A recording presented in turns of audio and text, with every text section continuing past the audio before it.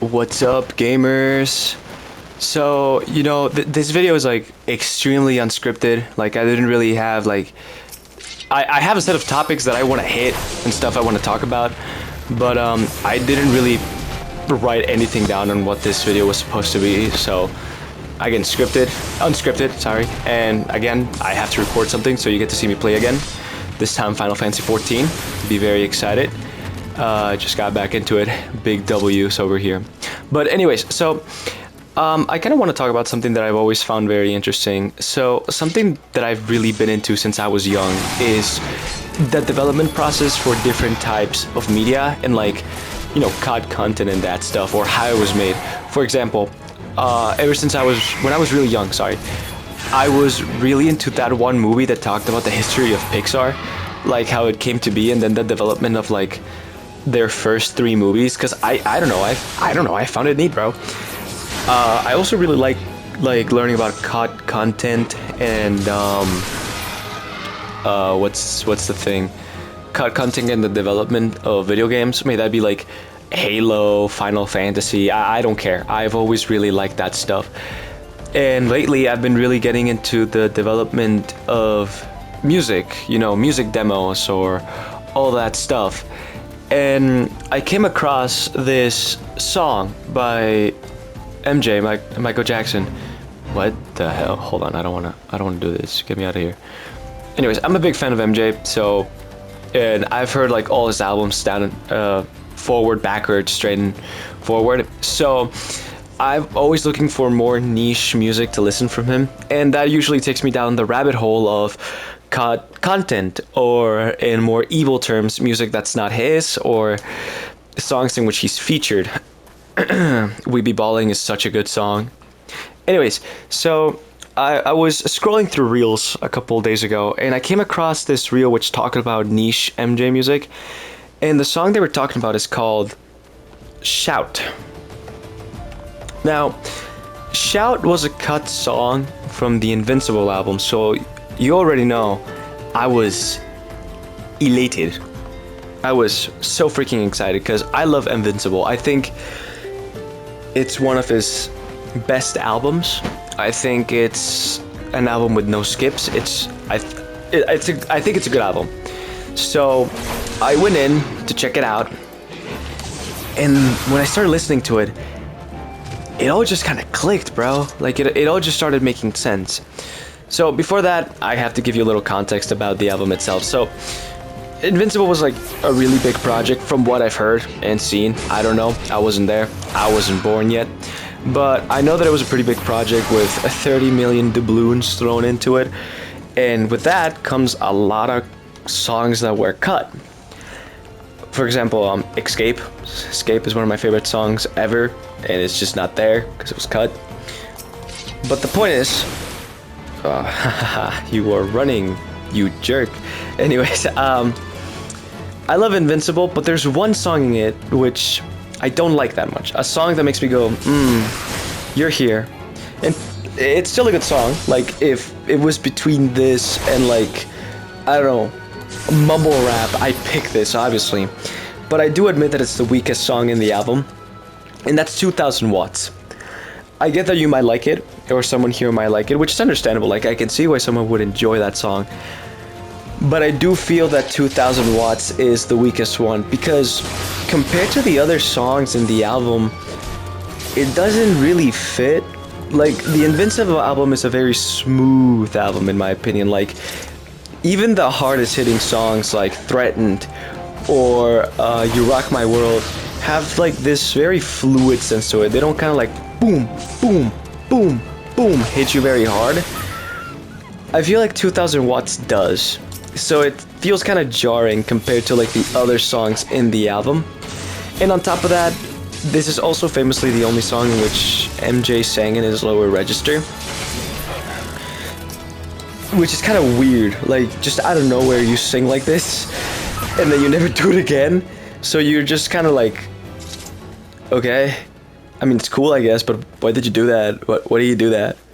It's like when your dog like randomly does like a flip and you're like, okay, that's cool, I guess, but why'd you do it? you know? But then I heard Shout, and I was like, oh my gosh, this sounds so much like 2000 watts. From like the way the song is written to the this way that MJ is singing, it just sounds so similar and it fits so perfectly. So then I was thinking a little bit, and I have a little game theory, a little idea, if I may. I think this song, Shout, was supposed to be a bigger pillar in the album than, you know, most people assume. And I have evidence for that. Whoa, hold on, what was that? I've never seen that before. Wow. Anyways, I have evidence for that. And that's, well, a couple things. First of all, if you listen to his catalog a lot, you'd realize that his albums follow a formula. Whoa, why is it pulling on the... That was weird. Anyways, his albums have a formula. For example, all his albums have the... Ooh, that girl is like so cool and sexy and awesome, but she's out of my league. For example, PYT in Thriller. The Way You Make Me Feel. She drives me wild. You Rock My World. The song that's like, I'm angry at the world about something bad, I want to change it. Thriller, it's Beat It.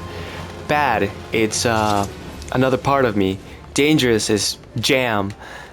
History is just about him being angry at the world.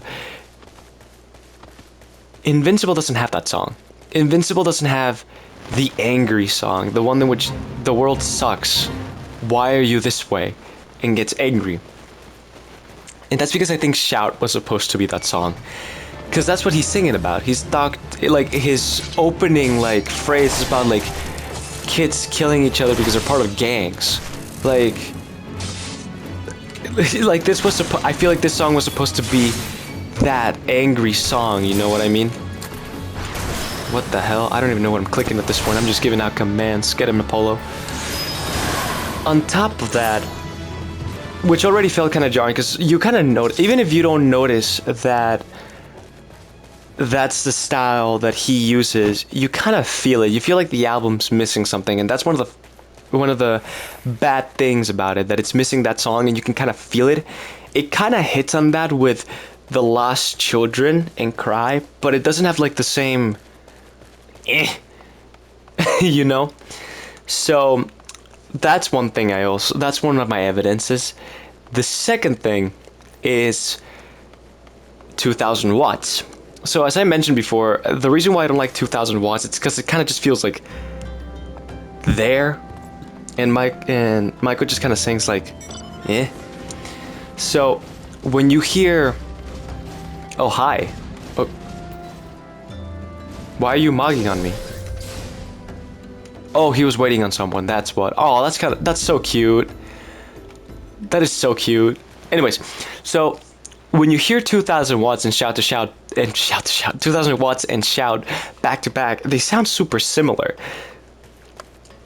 So I think what happened, and this is just a game theory, is that I think, and it's probably wrong, so take this with a grain of salt, is that Shout was supposed to be like the song which he is trying to show this musical style in which, like, with that deep voice, angry, boom, boom, boom, not really smooth hit.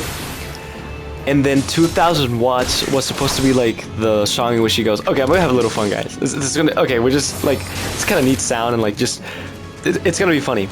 But oh no, what happened? 2000 watts is better. If you've heard Shout, I don't know if you'll agree with me, but I think out of 2000 watts and Shout is the weaker song. And this is not only because the demo is very off whack with the sound mixing being really rough, where like you can barely hear him sing and just being kind of on your face about it. So I'll admit 2000 watts is the better song, and I think that's what happened, and they went, oh no, it's kind of mid, but 2000 watts is so good, we can't cut it. And then what happened is that you lose the main pillar song, but you're stuck with the sherry on top, which leaves it in an analogy sense like you have a cake with no icing, but there's a cherry on top, and you're just kind of like, I mean, the cherry is nice, but why is it there when it has no icing? So I think that's what happened. And again, this is just a game theory, but that little thought experiment made me very giddy, because that's why I really like learning about media, because it contextualizes things that maybe don't make sense in the moment.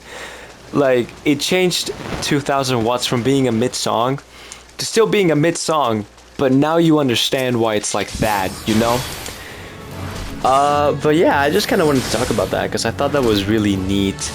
I'm still working on the vinyl video, and as in working, I mean I'm still thinking about it because I haven't written a script. I've been really busy this summer, but I really do want to make that video because it's pretty neat, all that stuff that went through. But yeah, I just kind of wanted to talk about that. I feel like that was pretty cool. Anyways, bye bye.